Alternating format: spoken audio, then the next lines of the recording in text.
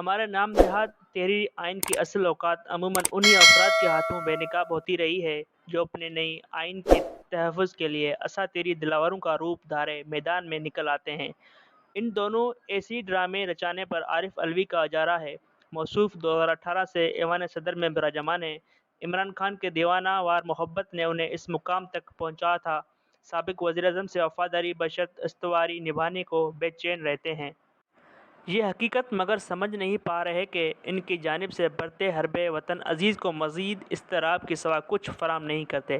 اپنے اہداف کے حصول میں ناکام رہنے کے باوجود دنیا کو یہ پیغام پہنچانے میں البتہ کامیاب ہو جاتے ہیں کہ پاکستان ایک بے لگام ریاست ہے جہاں آئین اور قانون محض دکھاوا ہے، اس کا احترام ہرگز نہیں ہوتا۔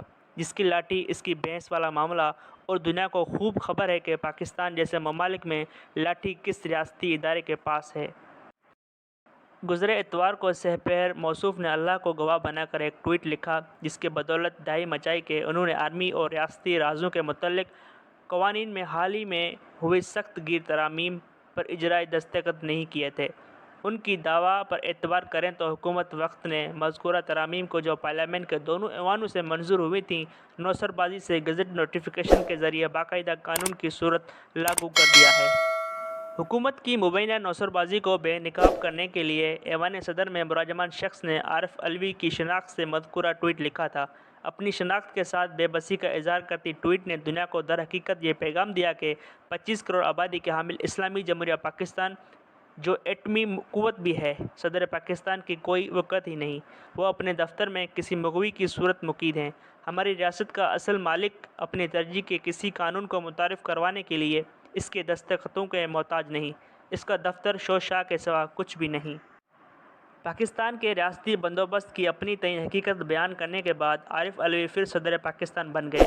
اس شناخت کے ساتھ موصوف نے پیر کے روز ایک اور ٹویٹ لکھ کر ہم عامیوں کو آگاہ کیا کہ انہوں نے اپنے سیکریٹری وقار احمد کو اپنے منصب کے خلاف ہوئی واردات کا ذمہ دار ٹھہراتے ہوئے ایوان صدر سے نکالنے کا حکم جاری کر دیا ہے۔ ان کی جگہ حکومت وقت سے محترمہ حمیرہ احمد کی خدمات طلب کر لی گئی ہیں۔ جمعرات کی صبح اٹھ کر یہ کالم لکھ رہا ہوں، وقار احمد مگر ابھی تک صدر مملکت کے سیکریٹری کے عہدے سے باقاعدہ انداز میں فارغ نہیں ہوئے۔ حمیرہ احمد صاحبہ کی تعیناتی کا حکم بھی متعلقہ محکمے سے جاری نہیں ہوا۔ معاملہ فقط اس پہلو تک ہی محدود نہیں۔ وقار احمد کے خلاف عارف علوی نے دھوکہ دہی کی دہائی مچاتے تو جواب غزل کے طور پر ریاست پاکستان نے گریڈ 22 کے افسر نے عارف علوی کو یاد دلایا کہ اس کے دفتر سے فلاں فلاں دن فلاں فلاں وقت پر آرمی اور ریاستی رازوں سے متعلق قوانین میں ترامیم کی پارلیمنٹ کے دونوں ایوانوں سے منظور ہوئی مسودے صدر کے دستخطوں کے لیے بھجوا دیے گئے تھے۔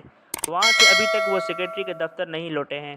سادہ ترین الفاظ میں گریڈ 22 کے افسر نے اسلامی جمہوریہ پاکستان کے صدر کو غلط بیانی کا مرتکب قرار دیا۔ غلط بیانی اگرچہ میری دانست میں جھوٹ کا مہذب اور شائستہ متبادل ہے۔ عارف علوی مگر ڈھیٹ ہڈی کے حامل ہیں۔ اپنے ماتحت کے ہاتھوں غلط بیانی کا مرتکب ٹھہرائے جانے کے باوجود اضطراب کی آگ بڑھانے سے باز نہیں آ رہے۔ بدھ کے روز انہیں اچانک یاد آ گیا کہ ہمارا تحریری آئین انہی قومی اسمبلی تحریر ہو جانے کے بعد 90 روز کے اندر نئے انتخابات کی تاریخ کا اعلان کرنے کا پابند بناتا ہے۔ مذکورہ آئین فریضہ ادا کرنے کے لیے موصوف نے چیف الیکشن کمیشنر کے نام ایک چٹھی لکھی ہے۔ اس کے ذریعے آئینی اعتبار سے خود مختار ٹھہرائے اس عہدیدار کو حکم صادر ہوا ہے کہ وہ ایک دو روز میں ایوان صدر حاضر ہوں اور عارف علوی کے ساتھ بیٹھ کر نئے انتخابات کی تاریخ طے کرے۔ یہ کالم لکھنے تک مجھے ہرگز خبر نہیں کہ الیکشن کمیشن کیا لکھے گا جواب میں۔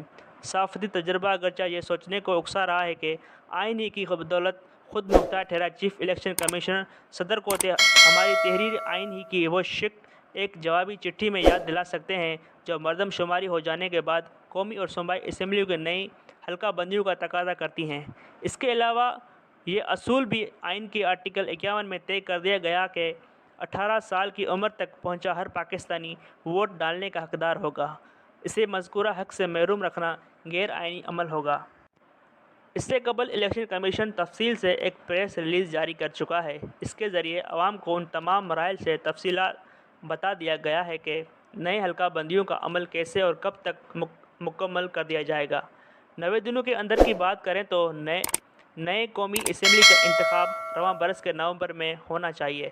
نئی حلقہ بندیوں کا تقاضا مگر اس امکان کو رد کر دیتا ہے کہ اس باعث آئندہ برس کے فروری کے آخری ہفتے میں نئے انتخاب کی امید باندھی جا رہی ہے، اگرچہ اب قمر دلشاد جیسے ماہرین بھی 2024 کے اشارے بھی دینا شروع ہو گئے ہیں۔